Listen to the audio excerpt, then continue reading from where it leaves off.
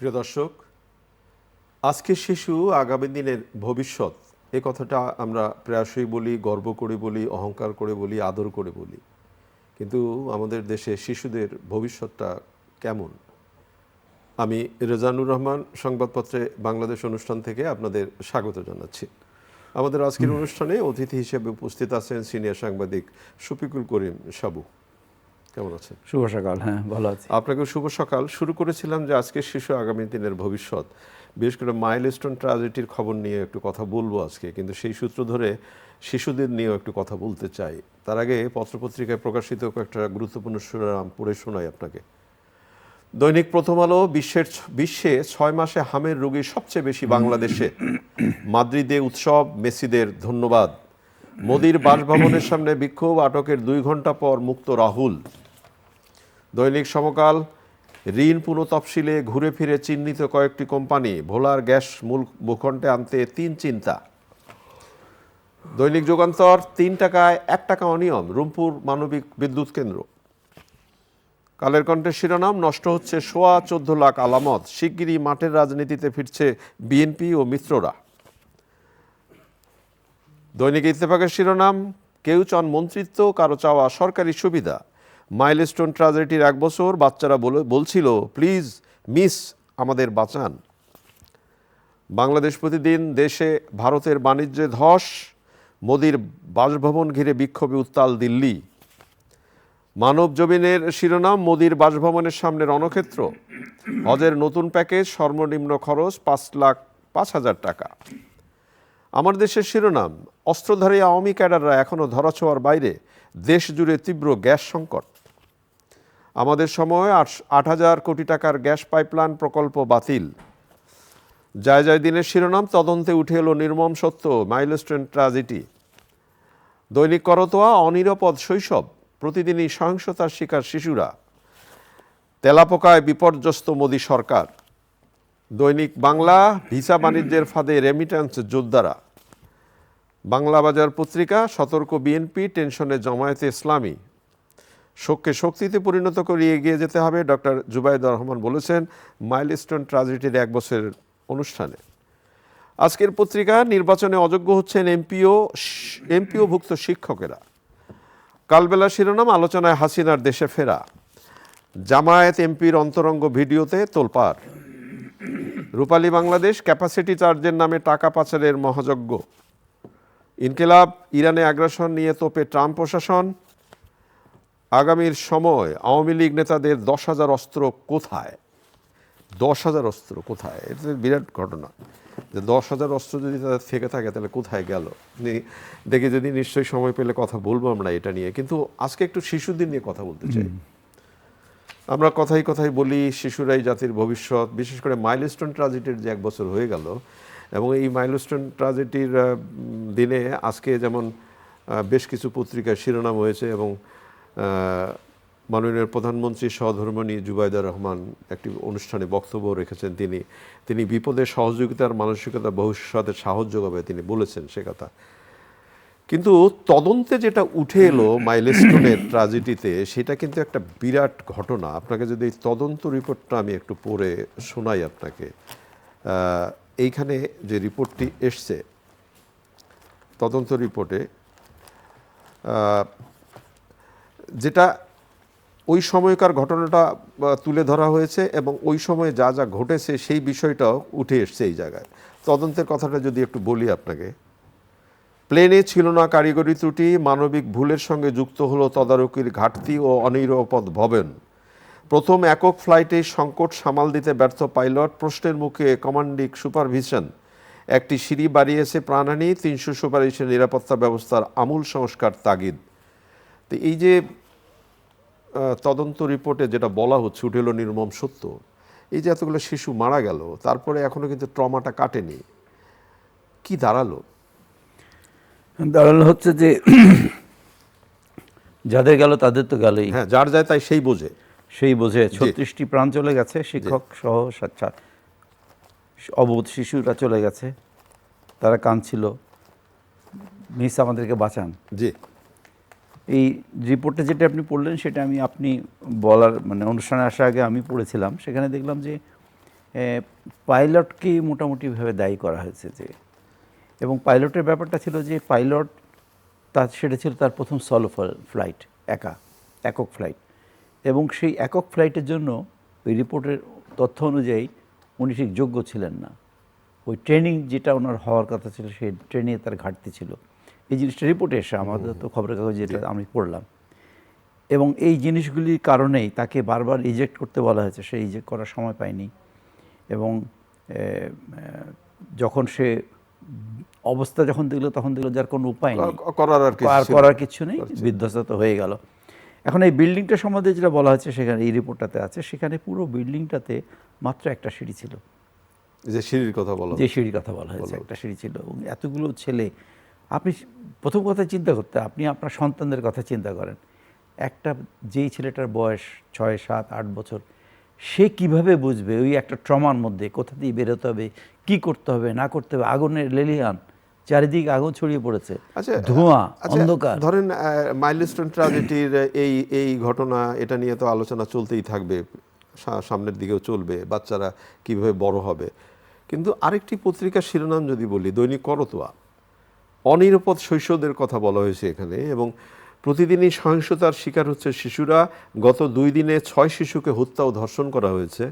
হত্যাকারী সন্দেহে এক নারীকে পিটিয়ে হত্যা করা হয়েছে। নড়াইল ও চট্টগ্রামে গ্রেপ্তার 2 ধর্ষক। রাজধানীতে ঘাতক বাবা গ্রেপ্তার। তাহলে শিশুদের নিয়ে তো এই কাজগুলো। এই যে সমাজে যে অস্থিরতা শুরু হয়েছে শিশুদেরকে নিয়ে, জি, এটা তো একটা ভয়াবহ অবস্থা ধারণ করেছে। এখন এইখানে তো যে জিনিসটা আমার কাছে মনে হয় যে আমাদের নৈতিক শিক্ষার অভাব হয়েছে।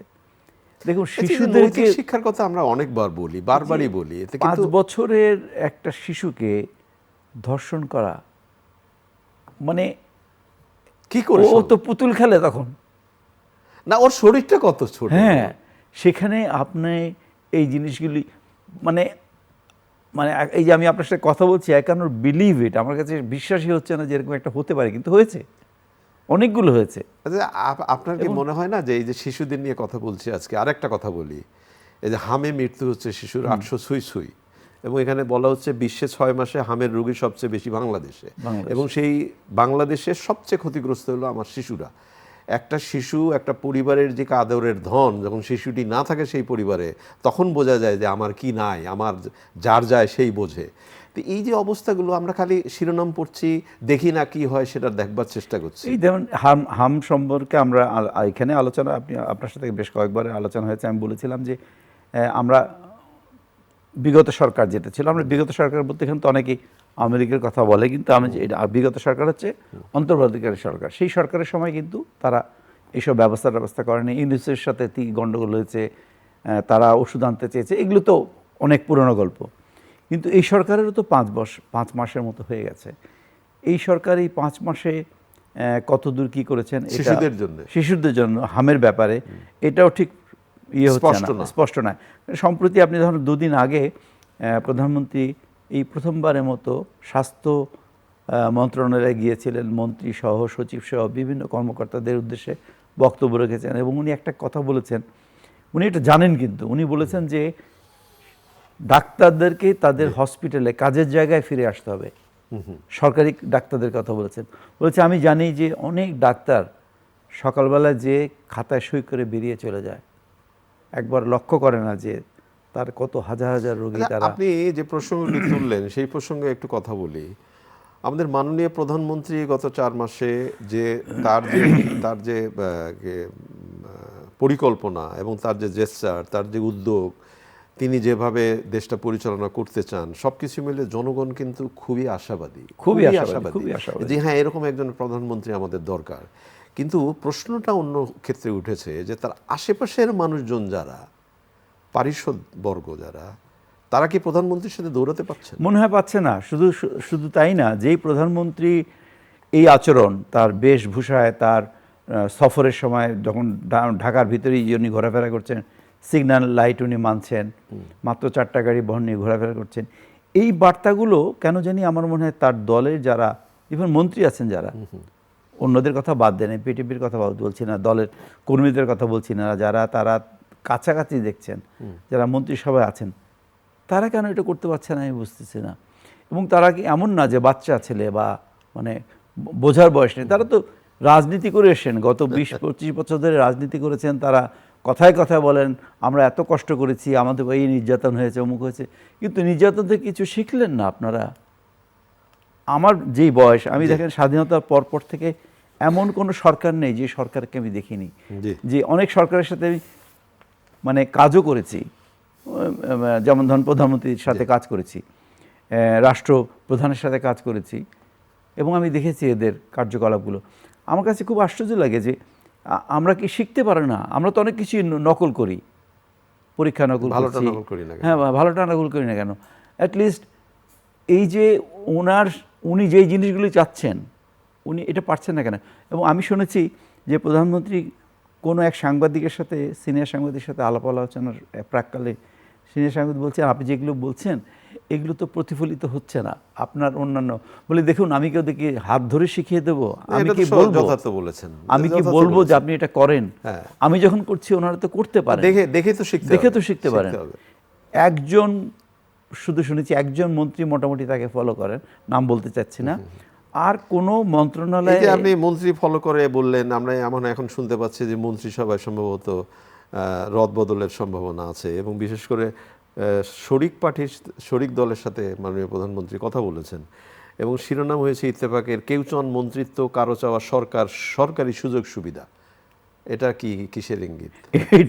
এইটার ইঙ্গিত হচ্ছে আপনার সাথে আছি, আপনি কিছু দেবেন না মানে নাকি?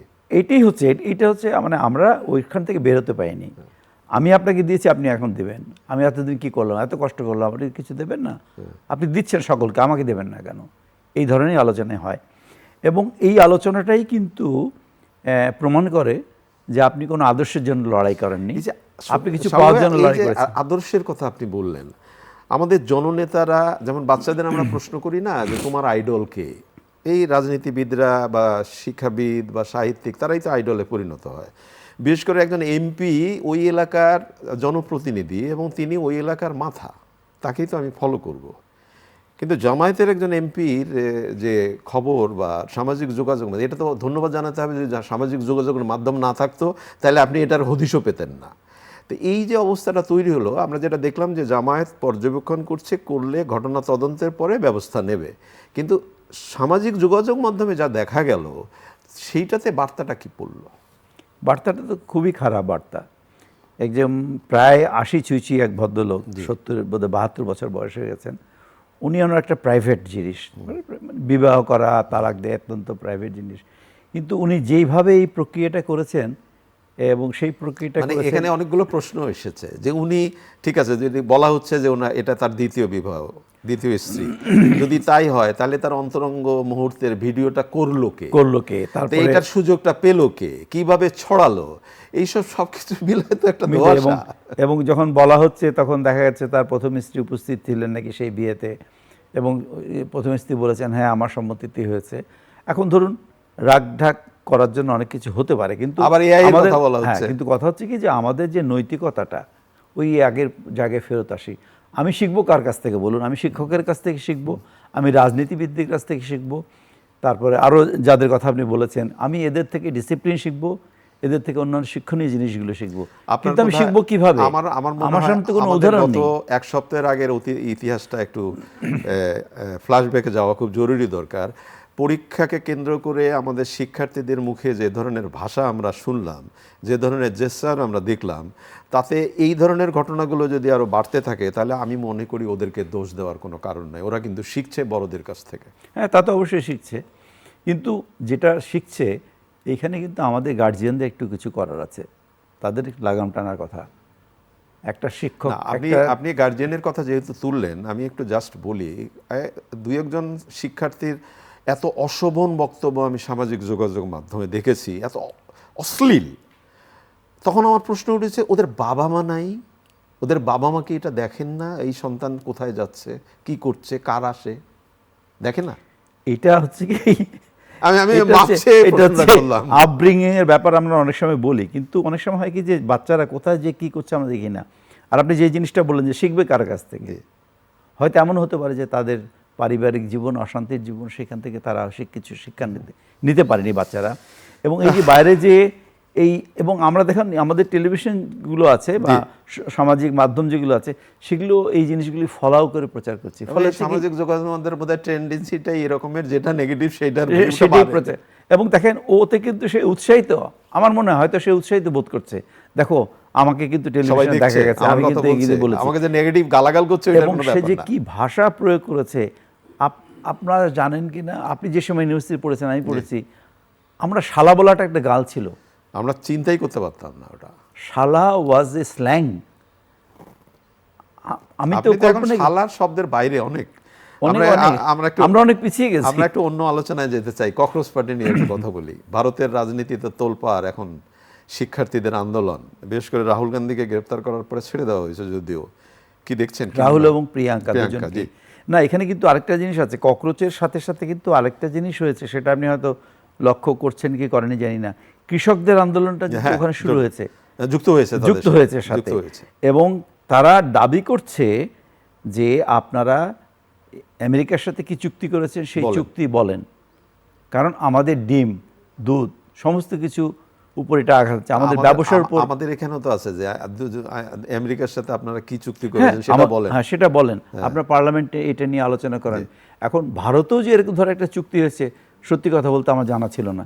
এখন ট্রাম্প বোধহয় সমস্ত রাষ্ট্রগুলির সাথে এই একটা চুক্তি করে তাদেরকে একটা বিপদে ফেলার মতো পরিস্থিতি তৈরি করেছে, যাকে সেটা অন্য কথা। কিন্তু আমাদের কথা হচ্ছে যে এই যে আন্দোলনটা শুরু হয়েছে ভারতে, এরকম আন্দোলন কিন্তু হয়নি স্বাধীনতার আন্দোলনের পরে। সরকারের বিরুদ্ধে এরকম একটা আন্দোলন আমরা খুব একটা দেখিনি ভারতে দেখিনি, এটা দেখিনি। এবং সেটা শুরু হয়েছে, একটা ছেলে বিদেশে থাকে দীপক নামে, সে এসছে এবং ওখানকার বিজেপির কোনো নেতা এদেরকে বলেছে এরা তো তেলাপোকা, এবং তারা এই তেলাপোকাটা নিয়ে তার পার্টিটার নাম করেছে ককরোচ জনতা পার্টি। এবং সেই পার্টি আজকে দিল্লির প্রধানমন্ত্রীর বাসভবনের সামনে যেভাবে তারা করেছে, এবং রাহুল গান্ধীর একটা ছবি ছাপা হয়েছে খবর কাগজে, আপনি দেখেছেন, তাকে চ্যাংদালো করে নিয়ে যাচ্ছে পুলিশ।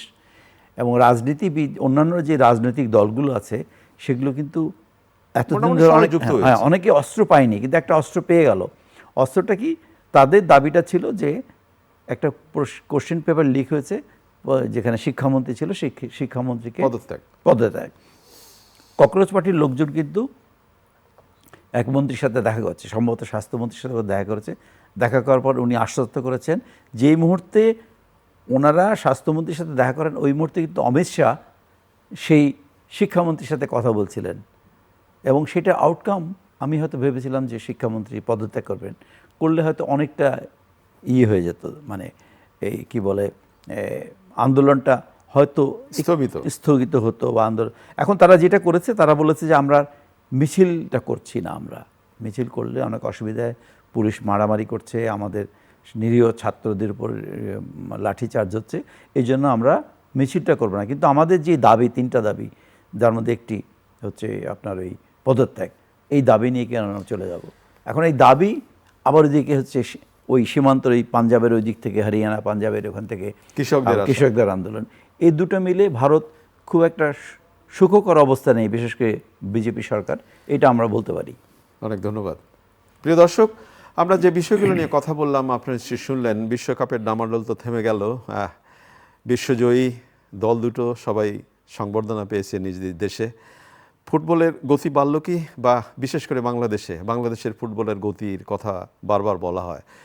এই যে বিশ্বকাপের খেলা, এত খেলা দেখলাম আমরা, এত আয়োজন দেখলাম, সেখানে বাংলাদেশের ফুটবল নিয়ে আমাদের আয়োজনটা কি, সেটার ভবিষ্যৎটা কি, সেটা বোধ করি আমাদের ভাবা খুবই জরুরি। গতকাল এই প্রসঙ্গে বলেছিলাম, আশা করি ভাববেন। ভালো থাকবেন, খোদা হাফেজ।